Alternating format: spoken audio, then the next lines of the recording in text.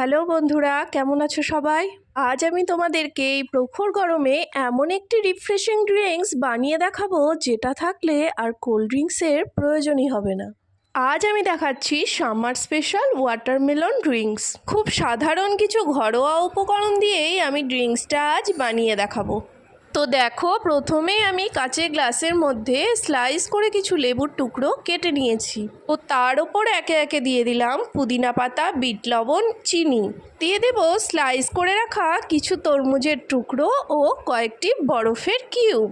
এবার এর মধ্যে অ্যাড করতে হবে ঠান্ডা জল অথবা সোডা। এবার সব কিছুকে ভালোভাবে নেড়েচেড়ে মিশিয়ে নেব। ওপর থেকে দিয়ে দেব আরও কয়েকটি কেটে রাখা তরমুজের টুকরো। ড্রিঙ্কসটা খেতে যেমন সুন্দর তেমনি ডেকোরেশনটাও সুন্দরভাবে করে নিলাম। তো তোমরাও একদিন গরমে বাড়িতে ট্রাই করে দেখো। আজকের মতো টাটা।